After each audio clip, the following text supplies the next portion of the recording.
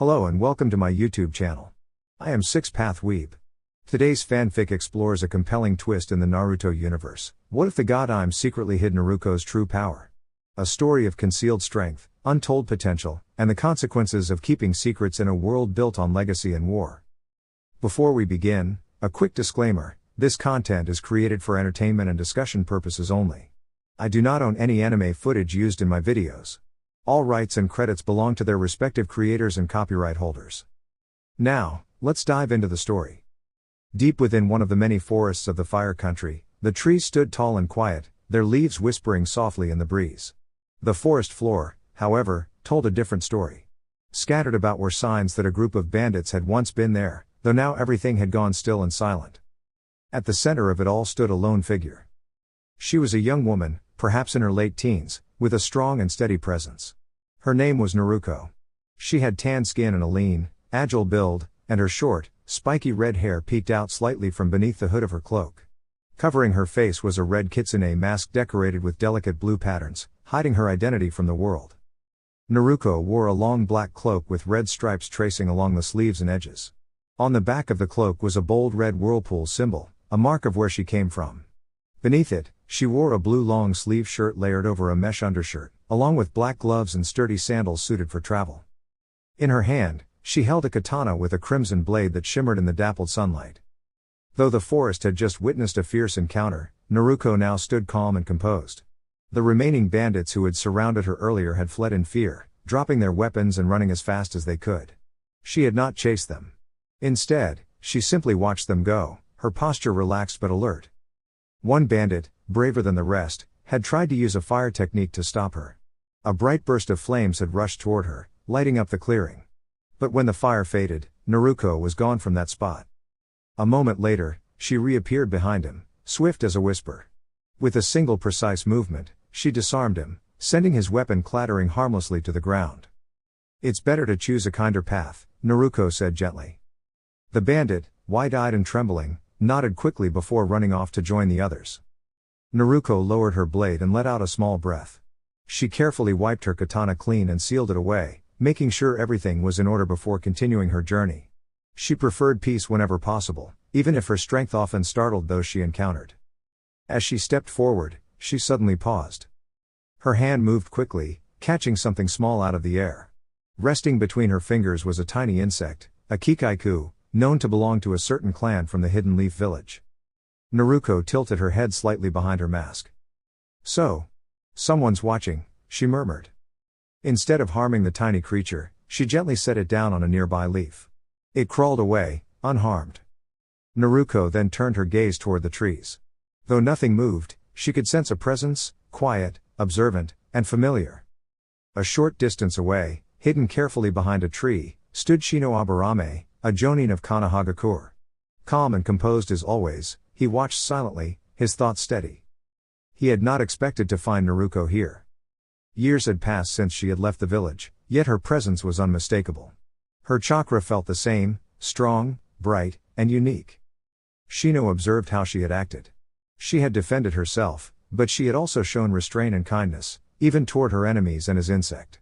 That alone told him much about who she had become. Naruko glanced once more in his direction. Though her face was hidden, something about her stance seemed almost thoughtful. Then, without a word, she turned and continued walking, disappearing quietly into the forest. Shino remained where he was for a moment longer before stepping out from behind the tree. "She is still herself," he said softly. With that, he adjusted his path and began heading back toward the Hidden Leaf Village. There was important news to share, not of danger, but of hope. Far ahead, Naruko walked beneath the sunlight filtering through the leaves. Though her journey had taken her far from home, her heart remained warm and determined. And somewhere deep inside, she still believed that one day, she would return, not as someone feared, but as someone who could bring light and kindness wherever she went. Wind Country, Sunagakure. In the golden heart of Sunagakure, where warm winds hummed like lullabies against the walls of the Kazekage's tower, Gaara sat quietly on the floor of his office. Today was a rare, peaceful day. The stacks of paperwork that usually kept him busy had been finished early, leaving him with something far more precious: time. In front of him sat a tiny child, no more than a year old. The little boy, Gakuto, had soft brown hair and bright green eyes that sparkled with curiosity. He sat snugly in a cushioned seat, surrounded by colorful toys. One by one, he would pick them up, inspect them with great seriousness, and then gently set them aside as if he were organizing a very important collection. Every now and then, Gakuto would glance up at his father. Each time, Gaara offered a small, gentle smile. And each time, Gakuto responded with delighted giggles that filled the room like music. The door opened softly. Gaara didn't turn right away. He already knew who it was. "You still haven't learned to knock after all these years, have you, Naruko?" Leaning casually against the doorway was Naruko Uzumaki, her golden hair tied back loosely, her bright eyes full of playful energy. The whisker-like marks on her cheeks gave her a mischievous charm. She grinned. "If I started knocking, I wouldn't be me anymore, would I?" Her gaze softened as she noticed Gakuto. She crouched down slightly and waved. "Hello there, Gakuto-chan. Have you been good today?" Gakuto blinked at her, then made a small happy sound, reaching out one tiny hand before rubbing his sleepy eyes. Naruko's expression warmed even more. "Hey, where's Kana-chan?" she asked, standing up. Gaara carefully lifted Gakuto into his arms, rocking him gently as the child began to drift toward sleep. "She's at home with Mitsuri," Gaara replied calmly. "And with your daughter." Naruko smiled at that, a quiet kind of happiness that softened her usual lively presence. "Yeah. That's why I came," she admitted. "I came to pick up Kiko-chan. We've got a bit of traveling to do." Gaara nodded, using his sand to gently tidy the room, returning toys to their places without making a sound. The two stepped outside together, sunlight spilling across the village rooftops as they began moving toward Gaara's home. After a moment, Gaara spoke again. "You know," he said thoughtfully, "you could stay here. You and Kiko. Sunagakure would welcome you." Naruko glanced at him, then ahead at the wide sky. "I know," she said softly. "And I'll always be grateful for that." She paused, then smiled, this time with a quiet strength. "But I don't want to cause trouble for anyone. And I want Kiko to grow up seeing the world, not hiding from it." Gaara studied her for a moment, then gave a small nod. "That sounds like you." Naruko laughed lightly. "Hey, I've grown up a little, you know." Gaara raised an eyebrow. "A little," he agreed. They continued on, the warm wind carrying grains of sand through the air like tiny stars. Konoha, Hokage office. Far away, in the peaceful village of Konoha, Tsunade sat at her desk, deep in thought. A report had just been delivered, and it brought with it a fragile sense of hope. Naruko had been seen. Alive. Safe. Tsunade leaned back in her chair, closing her eyes briefly. She remembered everything, how complicated things had become, how mistakes had been made, and how one decision had changed the course of a young girl's life. Naruko had always been bright. Always determined. Always kind, even when others were not. And now, somewhere out there, she was raising a child of her own. Tsunade smiled faintly. "Still moving forward, aren't you, Naruko?" Back in Sunagakure. As Naruko and Gaara approached the house, laughter could already be heard from inside. Naruko's face lit up instantly. "That's her." She didn't wait, she dashed ahead, sliding the door open gently but quickly. Inside, a little girl with bright eyes turned around. "Kiko-chan." "Mom." The child ran straight into Naruko's arms, and Naruko lifted her up in a warm, spinning hug. "I missed you so much," Naruko said. "I missed you too," Kiko replied, giggling. Nearby, Kana and Mitsuri watched with soft smiles. Gaara stepped inside quietly, still holding the now sleeping Gakuto. For a moment, everything felt still. Peaceful. Safe. Naruko looked around at her friends, then down at her daughter. No matter where she went, no matter how far she traveled, this was what mattered most. And with a bright, hopeful smile, she held Kiko a little closer, ready for whatever gentle adventures tomorrow would bring. The village of Konoha had always been full of stories, stories whispered by the wind, carried through the trees, and tucked gently into the hearts of those who listened.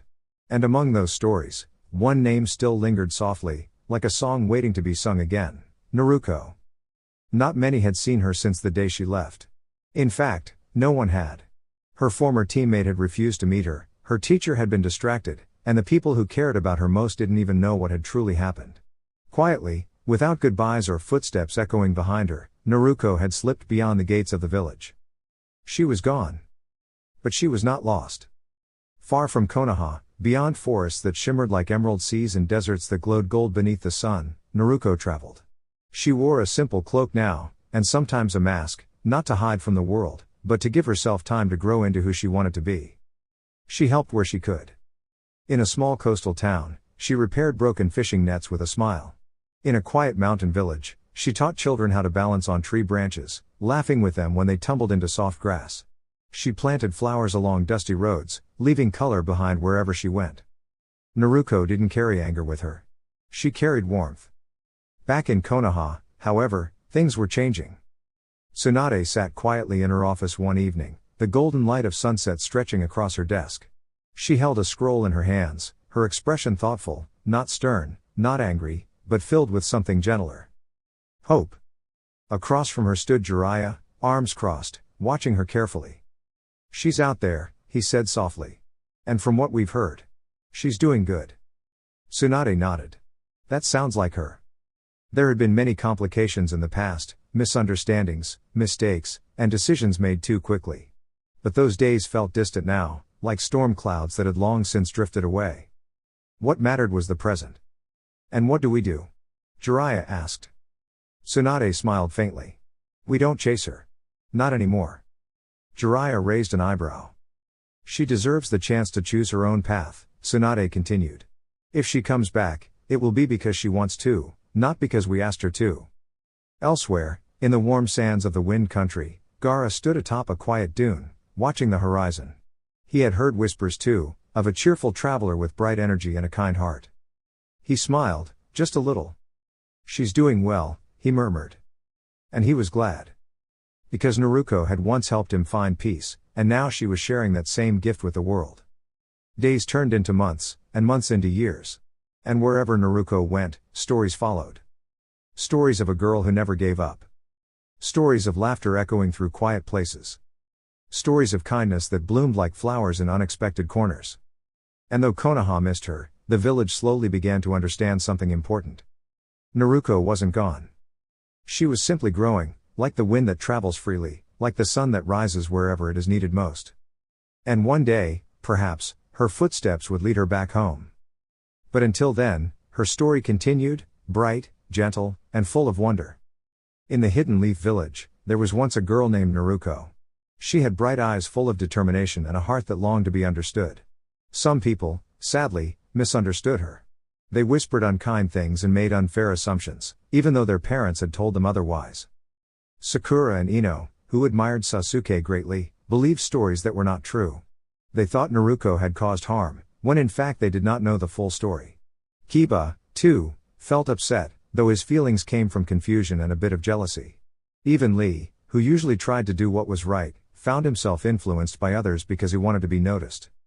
All of this caused tension among the young ninja teams. Friendships grew strained, and kindness seemed harder to find. But the grown-ups in the village saw what was happening. Might Guy, with his strong belief in youthful spirit and honesty, spoke kindly but firmly to Lee. He reminded him that true strength comes from kindness and fairness, not from following the crowd. Shikamaru, calm and thoughtful, helped Ino see that judging someone without understanding them was troublesome and unwise. And Lady Tsunade, the wise Hokage, spoke to Sakura with patience. She explained that true courage is not about admiration or rivalry, but about compassion and seeing the truth. Kiba, meanwhile, had a long and serious talk with his mother, Sume.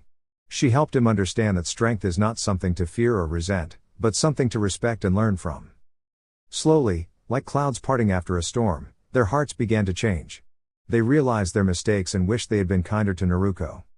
Far away from the village, Naruko had been on her own journey. She had grown stronger, not just in skill, but in spirit. She helped those in need, made new friends, and earned a quiet respect wherever she went. Some people even called her Kodama, like a gentle forest spirit who protected others. One evening, as the sun painted the sky in soft gold, Lady Tsunade spoke quietly to an old friend. "For now," she said, "let's hope Kakashi can bring Naruko home. Not by force, but by reminding her that she is still loved." In a hidden place far from the village, a group of mysterious figures spoke in hushed tones. They had heard of Naruko's growing strength and her kind deeds. But instead of understanding her heart, they only saw her as a challenge. Unbeknownst to them, Naruko was not someone who could be defined by fear or rumor. She was a girl who carried light within her. And somewhere, deep inside, she still hoped that one day she could return home, not to a place of whispers and doubt, but to a village that would finally see her for who she truly was, a brave, kind, and extraordinary girl named Naruko. 3 days later, Wind Country, Team 7. The warm desert wind swept softly across the golden sands as Team 7 made their way toward the hidden village of Suna. The team, now older and wiser, moved together with quiet determination. Their mission was important, but it was also deeply personal. Their official task was simple: deliver a scroll from Tsunade, the Hokage of their village, to discuss peaceful trade with Suna. But hidden beneath that duty was a second request, one spoken with care and concern.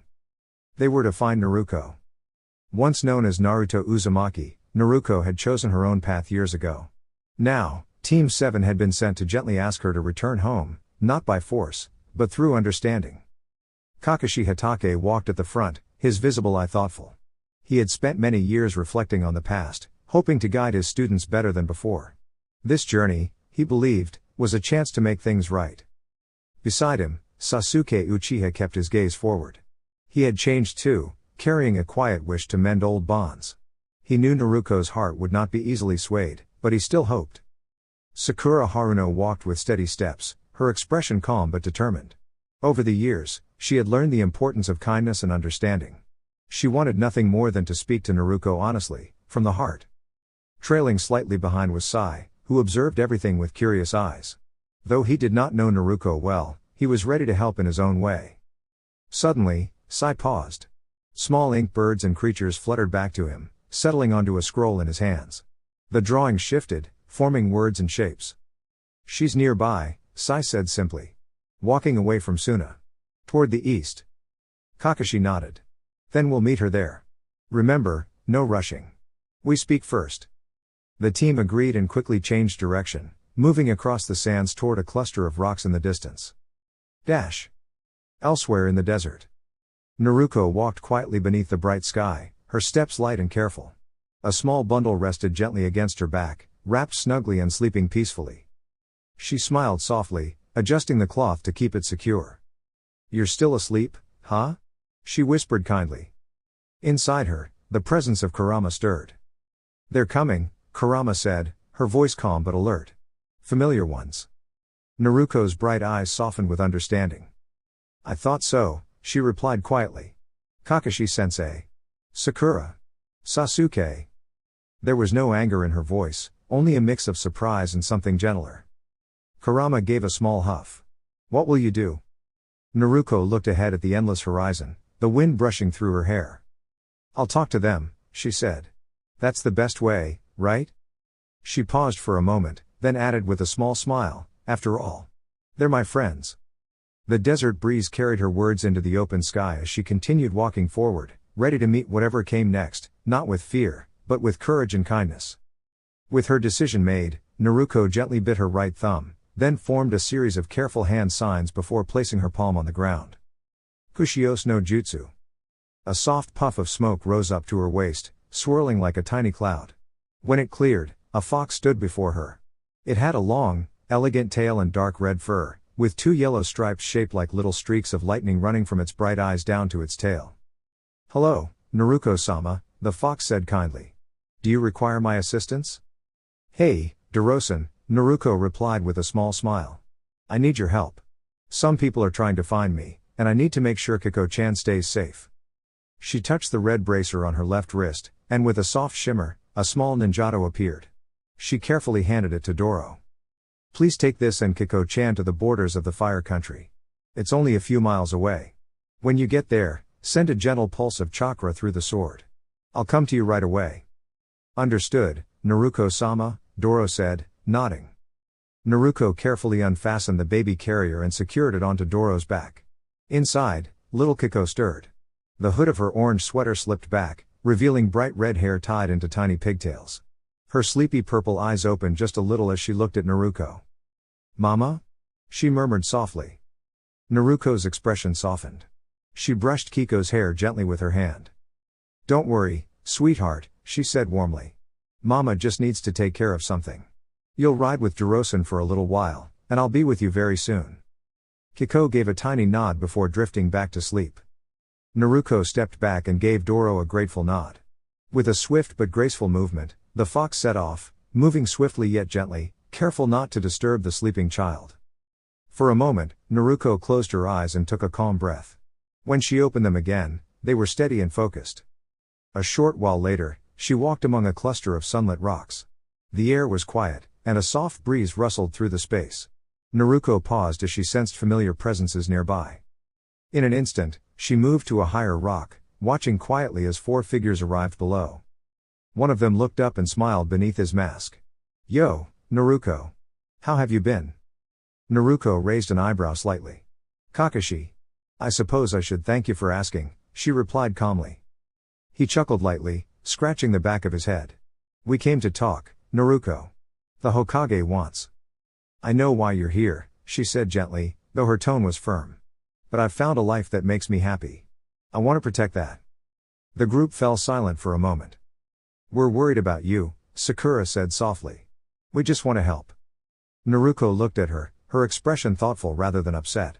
"I understand," she replied. "And I appreciate that. But I've learned how to take care of myself. And others too." Sasuke stepped forward slightly. "There are still dangers out there." Naruko smiled, a calm and confident smile. "I know. But I'm not alone." She brought her hands forward and released a gentle wave of wind chakra. It wasn't harsh or harmful, it simply created a strong breeze that pushed the others back a few steps, giving her space. The wind settled quickly, leaving the air peaceful again.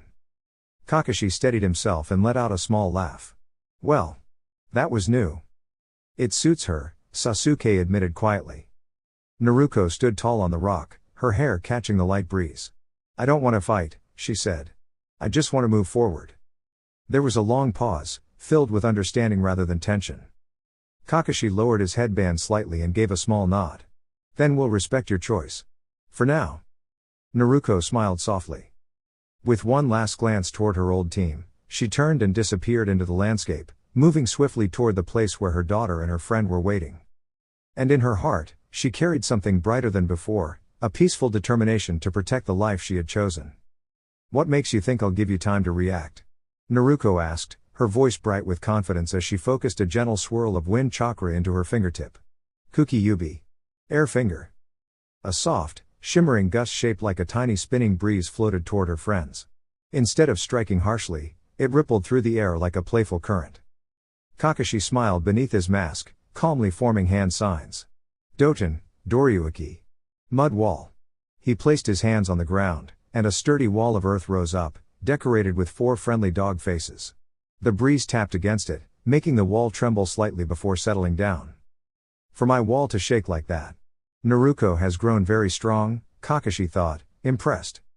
Nearby, Sakura and Sai were already moving. Sai lifted into the air on a graceful ink bird, while Sakura ran forward, holding a rounded stone. She tossed it gently toward Naruko, who tapped it aside with ease, smiling as if it were all part of a game.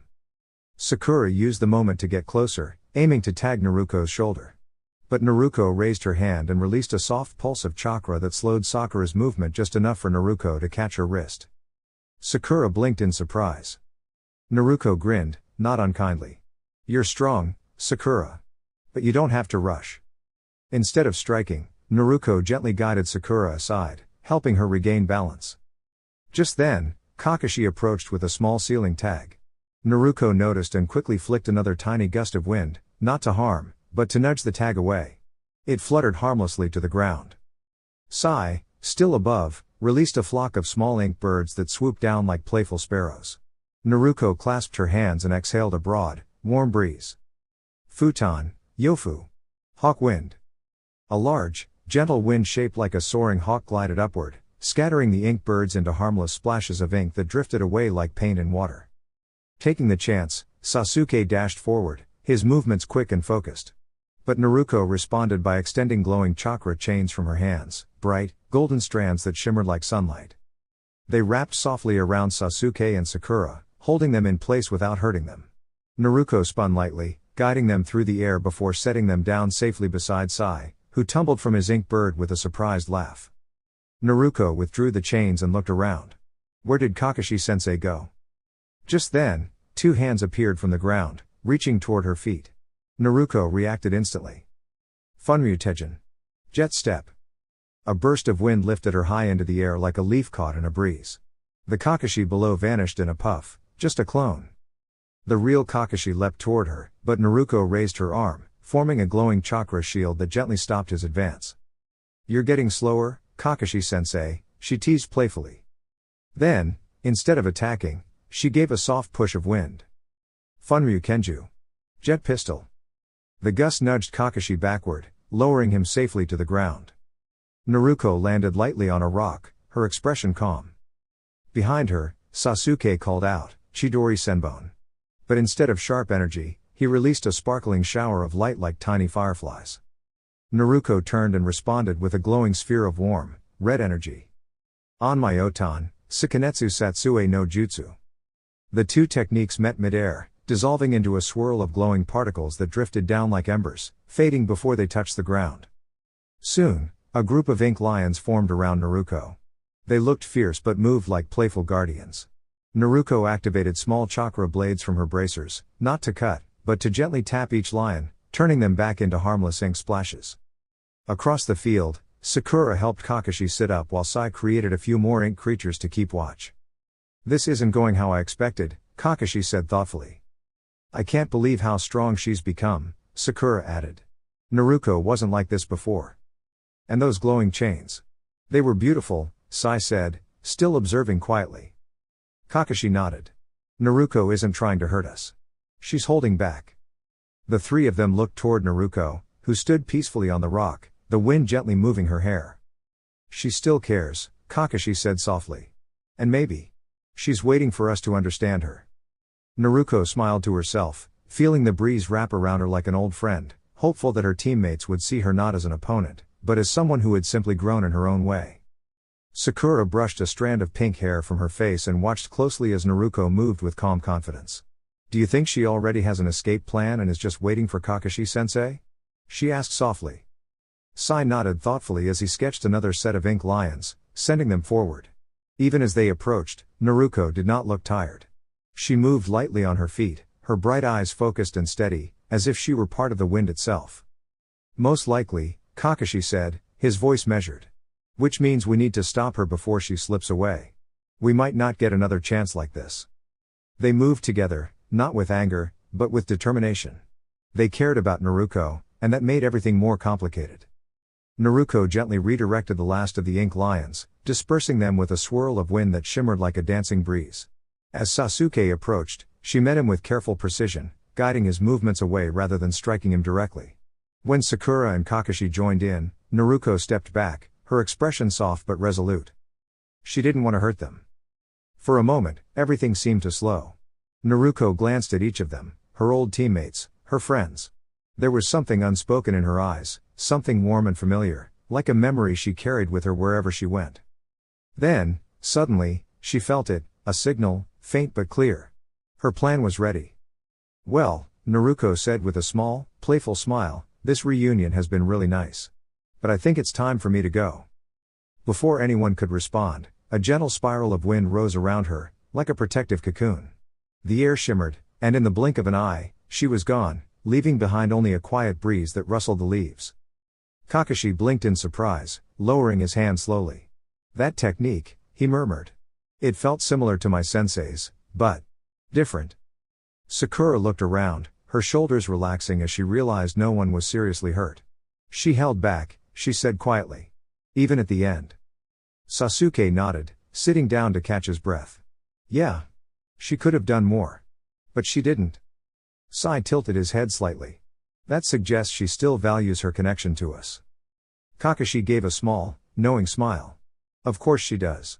That hasn't changed. After a moment, Kakashi summoned Pakun, the small, wise pug, who listened carefully as Kakashi explained what had happened. She disappeared like the wind? Pakun said, blinking. Sounds like Naruko all right. Kakashi handed him a scroll. Take this to Lady Tsunade. It's important. Pakun nodded and dashed off without hesitation. As the team prepared to head back, they moved more slowly now, giving themselves time to recover. The forest around them was peaceful again, as if nothing had happened at all. "Where do you think she went?" Sakura asked. Kakashi looked toward the distant horizon. "Somewhere safe," he said. "Somewhere she can figure things out." Sasuke crossed his arms, but there was no frustration in his expression, only quiet respect. "She's gotten stronger." "Yes," Kakashi agreed. "But more importantly, she's still herself." The wind stirred gently through the trees, carrying with it a sense of hope. Far away, Naruko stood on a quiet hill beneath a wide blue sky. She looked back only once, smiling softly. "Don't worry," she whispered. "I'll come back someday." And with that, she turned forward, stepping into a new adventure, one filled with growth, friendship, and the promise of brighter days ahead. Konoha, Hokage's office, 3 days after Team 7's encounter with Naruko. The door to the Hokage's office closed with a firm thud, not out of anger alone, but from the weight of many thoughts pressing on Tsunade's mind. She walked to her desk and sat down, letting out a long breath. Behind her stood Shizune, calm and attentive as always, while Kakashi rested nearby, still wrapped in a few bandages from the recent mission. By the window, Jiraiya leaned quietly, his usual playful expression replaced with a thoughtful one. For a moment, no one spoke. The room felt still, as though even the sunlight filtering through the window was waiting. Tsunade finally broke the silence. "Let's set everything aside from the meeting," she said, her voice steady now. "What matters most is understanding her." Kakashi nodded. "You mean Naruko?" "Yes," Tsunade replied. "Naruko." The name lingered gently in the room, softer than the tension that had come before it. Kakashi adjusted his posture before speaking. "When we met her, she wasn't the same girl we once knew. She's grown, stronger, faster, and much more focused. But..." He paused, choosing his words carefully. "She didn't seem lost. Just distant." Shizune tilted her head slightly. "Distant?" Kakashi nodded. "Like someone who has been walking her own path for a long time. She spoke clearly, and she stood her ground, but there was no cruelty in her actions. She didn't try to harm us. She simply didn't want to return." Jiraiya crossed his arms, his expression softening. "That sounds like her. Even when she was little, she always followed her heart." Tsunade looked down at her desk, her fingers lightly tapping the surface. "Did she say anything else?" Kakashi thought for a moment. "She made it clear that she values her independence now. But there were glimpses of the old Naruko. The way she spoke, the way she looked at us, it wasn't cold. It felt more like she was protecting something." "Or protecting herself," Shizune added gently. The room grew quiet again, but this time it felt warmer. Jiraiya gave a small smile. "She's always been strong. Not just in skill, but in spirit. If she's out there, learning and growing, then she's becoming exactly who she's meant to be." Tsunade leaned back in her chair, considering this. "Strength isn't just about power," she said. "It's about understanding yourself. And choosing your own way forward." Kakashi nodded. "And Naruko is doing exactly that." Tsunade's expression softened, the earlier frustration fading into something more thoughtful. "Then we won't chase her," she decided. "Not as if she's done something wrong. Instead, we wait. And when the time is right, we reach out again." Shizune smiled faintly. "A kinder approach." Jiraiya chuckled quietly. "She won't expect that." Tsunade allowed herself a small smile. "Good. Naruko has always been full of surprises. Maybe it's time we return the favor, with patience." Outside, the village carried on as usual, full of life and quiet hope. And somewhere beyond its borders, a girl named Naruko continued her journey, learning, growing, and shining in her own unique way. Back in the Hokage's office, the mood had changed. The worry was still there, but now it was accompanied by something brighter. Hope. Jiraiya scratched his head, looking both amazed and puzzled. How is that possible? The chakra chains I could understand, those could be something she inherited from Kushina, and they belonged to the Uzumaki clan. But the notes for the Flying Thunder technique were hidden away long ago. And now you're saying the child carries Sekirei too? The same treasured blade Kushina once had? Kakashi gave a calm nod.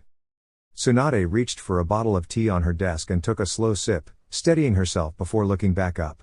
"You mentioned there was a fourth thing. What was it?" she asked, her voice thoughtful.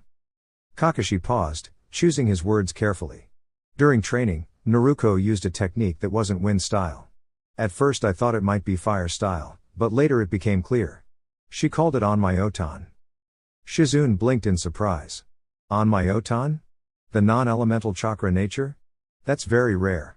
Are you saying Naruko might have a special ability tied to her heritage? Perhaps, Kakashi replied gently. But we don't yet understand its full potential. Or hers. I admit, I underestimated how much she has grown. She's not the same child who left years ago. Jiraiya smiled softly, folding his arms. That would be putting it lightly. I did a bit of traveling and heard stories about a mysterious young kunoichi who helps people wherever she goes. She's been guiding villages, solving problems peacefully, and bringing hope to places that needed it. No one knows her name, but they say she has bright red hair and wears a fox mask. They call her Kodama, like a gentle forest spirit who appears just when she's needed. The room fell quiet. Tsunade's expression softened, her earlier worry replaced with something warmer. That sounds like her, she said quietly. Shizune smiled. She's always had a kind heart. Kakashi nodded. She's grown strong, yes, but more importantly, she's grown wise. Tsunade leaned back, thinking carefully. Then perhaps, instead of trying to bring her back by force, we should trust her path. She's clearly capable of taking care of herself, and helping others along the way. Jiraiya chuckled. That's the Naruko way, isn't it? Going wherever she's needed most. Tsunade picked up a scroll and began writing, her expression resolute but gentle. Still, I'd like to invite her home, not as an order, but as an offer. She'll always have a place here, surrounded by people who care about her. She handed the scroll to Kakashi. When the time is right, give this to her. Let her decide. Kakashi accepted it with a small smile. I think she'll appreciate that. As he stepped out of the room, Jiraiya glanced at Tsunade with a knowing look. You've got faith in her. Tsunade smiled softly. Of course. She's Naruko. And she's writing her own story now. Tsunade stood by her desk, her expression thoughtful but calm as she spoke. We'll send teams 7, 8, 9, and 10 along with their teachers, she said carefully. Kurenai will stay behind with her child, it's the right choice. In her place, Yugao will join. Her sword skills will help if things become difficult. She paused, then added, I'll also send Tenzo, Anko, Iruka, and Shizune. Iruka and Shizune may be able to reach Naruko's heart before anything else is needed. Jiraiya folded his arms, listening closely. That sounds like a lot, he said gently. Don't you think it might overwhelm her? Tsunade sighed softly. I don't want it to come to that. But Naruko has grown very strong. We don't fully understand her abilities yet, but we know she can stand her ground against even the best teams. And more importantly, she's not ready to come back. Her voice softened. This mission isn't about forcing her. It's about protecting her and making sure she's safe. Jiraiya nodded slowly. I understand. But if we push too hard, she might feel hurt. I know, Tsunade replied. That's why we're sending people she trusts. We'll try to talk to her first. Only if absolutely necessary will we take stronger measures, and even then, only to keep her safe. After a moment, she turned toward the door. Where are you going? Jiraiya asked. To the Senju compound, she answered. There's something I need to check. In the meantime, please ask your network to help locate Naruko. The sooner we find her, the better chance we have to speak with her peacefully. And with that, she quietly left the room. Training Ground 7, later that day. The young ninja of Konoha gathered together, standing in a circle beneath the trees. Sasuke and Sakura had just finished explaining their encounter with Naruko. Everyone was silent for a moment, taking it all in. Shino was the first to speak. Naruko has become remarkably strong, he said calmly. It was wise not to engage her without preparation. Tenten's eyes lit up with curiosity. A sword, huh? I wonder where she found it. I'd love to see it someday. Rock Lee smiled brightly. It is wonderful to hear that Naruko's spirit still burns brightly. But it is worrying that she does not wish to return. That's putting it lightly, Shikamaru muttered. The Hokage will probably send a team to find her. And knowing our luck, it'll be us. Hinata looked down, her voice soft. And maybe. If Naruko is happier where she is. We should respect that. Sasuke shook his head slightly. It's not that simple. There are too many risks out there. The village will want to make sure she's safe. Choji glanced at Shikamaru. Do you think we'll all be sent? Shikamaru sighed. Most likely. If Naruko really is that strong, it makes sense to send everyone, not to fight her, but to reach her together. Kiba crossed his arms with a hopeful grin. Come on, it won't be that bad. Once we talk to her, she'll come around. She's still the same Naruko deep down. Sasuke looked thoughtful. Maybe. But we shouldn't assume anything. We'll need patience. Sakura nodded. And until we hear anything new, we wait. She then glanced at Ino with a playful smile. And no spreading rumors, Ino. Ino huffed. I wasn't going to. A light breeze passed through the training ground, rustling the leaves above them. Though there was uncertainty in their hearts, one thing was clear to all of them. They didn't just want to find Naruko. They wanted to understand her. And bring her home in a way that made her smile. Ino, I'm not that bad. The girl insisted, placing her hands on her hips. She glanced around, hoping for support, but her friends only exchanged quiet looks. Right? She added, softer this time. The silence that followed made her sigh, though a small smile tugged at her lips anyway. Elsewhere in the village, inside a cozy shinobi gathering place filled with warm lantern light and the soft hum of conversation, a group of teachers sat together. Kakashi was speaking with Asuma, Guy, Yamato, and Iruka about an important mission, one that involved Naruko.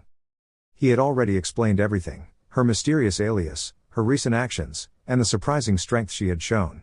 Now he was describing a recent encounter his team had with her in the Land of Wind. When he finished, the group sat quietly, absorbing it all. Wow, Asuma finally said, rubbing his chin thoughtfully. I didn't expect her to become that strong. It's hard to believe she's the same girl we knew. Kakashi nodded. It surprised me too. But Jiraiya believes it's really her. Iruka's expression softened. Naruko has always had a kind heart. She's always wanted to help people and stand up for what's right. That hasn't changed. Guy beamed brightly. Her spirit shines brighter than ever. I look forward to seeing her again and witnessing her growth. Kakashi's smile, however, was faint. I hope it will be a happy reunion. The others noticed the quiet concern in his voice. Iruka folded his hands gently. If we meet her, I'll talk to her. I know she hasn't forgotten her home. Kakashi gave a small nod. That's why your presence matters. The room grew thoughtful again, but this time there was a shared sense of hope. Far away, in a tall, rain-covered city of steel and quiet echoes, another conversation was unfolding. High above the ground, a figure stood at the edge of a tower, gazing up at the cloudy sky as raindrops fell endlessly around them. Nearby, two others joined in quiet discussion. They spoke of Naruko, not with fear, but with curiosity. She has grown remarkably, one of them said. Her abilities are unique. And rare. And yet, another added, there is something gentle about her path. She does not seek to harm, but to protect. The rain continued to fall, soft and steady, like a lullaby. Meanwhile, far from both the village and the tower, Naruko herself stood beneath an open sky. She stretched her arms wide, letting the breeze dance around her. Her golden hair shimmered in the sunlight, and her bright eyes sparkled with determination. I'm still me, she said softly to herself, smiling. Just a stronger version. She looked toward the horizon, where new adventures waited. And with a light step forward, she continued her journey, guided not by power alone, but by kindness, courage, and the wish to make the world a better place. No matter how far she traveled, Naruko carried one truth in her heart. She would always protect what she loved. Madara did not seem offended in the slightest by the remark. Instead, her words carried a quiet weight, as though they came from long years of reflection. You might feel the same way if you had seen what that person could do, she said calmly. There are very few people I have ever truly respected. Hashirama was one of them. And Sadahiko Uzumaki was another. He possessed a rare kind of brilliance, his understanding of chakra, seals, and technique was something extraordinary. Being around him reminded me just how vast the world truly is. Her gaze softened for a moment, as if she were remembering something distant and meaningful. Then she turned and walked toward the edge where Pain had stood moments before. After years of searching quietly, we finally found the nine-tailed Jinchuriki, Madara continued. We must be careful. When you are close to something important, it is patience, not haste, that guides you. With that, she stepped away, her figure fading gently into the mist, leaving behind only the steady rhythm of the rain. Konan watched the place where her old friend had stood, then turned her attention to Nagato. She noticed the thoughtful expression on his face. Is something on your mind, Nagato? Konan asked gently. You've been quiet since we heard this news. Nagato did not answer right away. He stood still, listening to the rain, as if it might help him untangle his thoughts. After a moment, he spoke. The Uzumaki clan once lived in Uzushio, he said slowly. But my mother. She was already here before that place was gone. I never questioned it before. There were always other things to think about. But now. He paused, his voice thoughtful rather than troubled. If this Jinchuriki is connected to Sadahiko Uzumaki, then perhaps our paths are linked in ways I do not yet understand. Konan nodded quietly, offering a reassuring smile. Then maybe this is an opportunity, she said. Sometimes, answers come when we least expect them. Nagato gave a small nod, his thoughts settling like the rain itself, steady and calm. The next day, Land of Spring, Daimyo's Palace.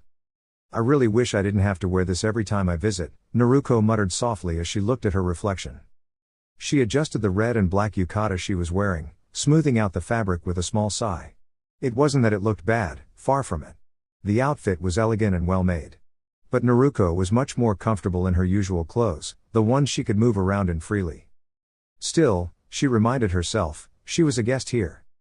Ever since she had revealed she was alive a few years ago, Koyuki Kazahana, the kind and graceful daimyo of the Land of Spring, had always welcomed her warmly.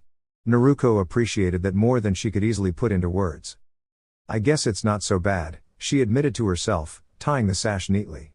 Just different. Once she was ready, Naruko slipped on her sandals and stepped out into the hallway. She greeted the palace staff politely as she passed, her bright blue eyes scanning the surroundings with quiet curiosity. A servant had told her that Koyuki was in the garden with Kiko and Yujin. Naruko smiled to herself at the thought. She had a pretty good idea how that happened. Koyuki was often busy with important matters, but Kiko had a special talent for convincing people to take a break. Naruko liked to joke that it was a secret technique, one that involved big hopeful eyes and an irresistible smile. It worked almost every time. Even the most serious people found it hard to say no. As Naruko walked toward the garden, the soft scent of flowers filled the air. The sound of gentle laughter drifted toward her, carried by the breeze. Her steps slowed, and a warm feeling settled in her chest.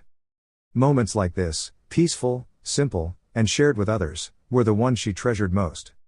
And as she stepped into the sunlight of the garden, Naruko felt certain of one thing. No matter where her journey led, she would always protect these moments of happiness, with kindness, courage, and a bright, unwavering heart. A few minutes later, Naruko Uzumaki had arrived at the medium-sized indoor-outdoor garden. Originally, it had been only an indoor garden, covered by a glass dome. Long ago, when spring country was still known as snow country, the dome protected the flowers from the cold. Now that the land enjoyed gentle seasons, Koyuki Kazahana had the dome redesigned so it could be opened and closed by hand, letting in fresh air and sunlight whenever needed. At the center of the garden, Koyuki sat on a bench, smiling as she played with little Kiko. The child laughed happily, picking out bright flowers one by one.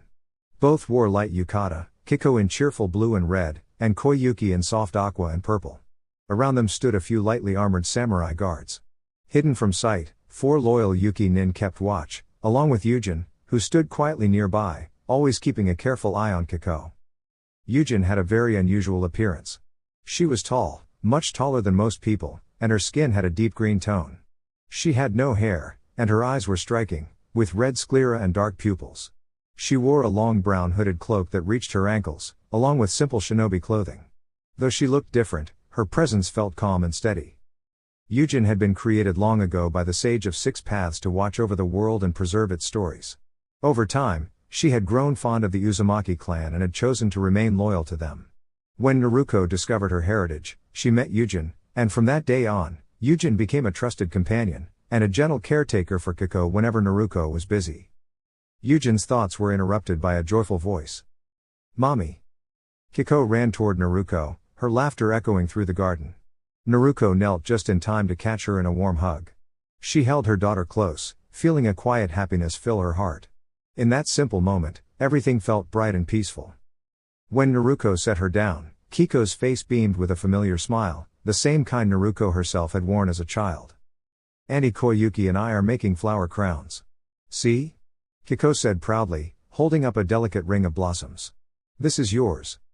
Naruko smiled softly as she accepted it, gently patting Kiko's head. "Thank you, Kiko-chan. It's beautiful." Kiko giggled and ran back to gather more flowers, determined to make more crowns. With Yujin nearby, watching kindly, Naruko walked over and sat beside Koyuki. Together, they watched Kiko play among the flowers. After a few moments of peaceful silence, Naruko spoke. "Thank you again for letting us stay here for a few days, Koyuki-chan." Koyuki smiled warmly. "You're always welcome, Naruko-chan. I'm happy to have you and Kiko here. And my movie director is especially grateful for your permission to turn your book into a film." Naruko chuckled softly, scratching the back of her head with a shy grin. The garden, filled with laughter and blooming flowers, felt like a small, perfect world, one built on friendship, kindness, and the joy of simple moments.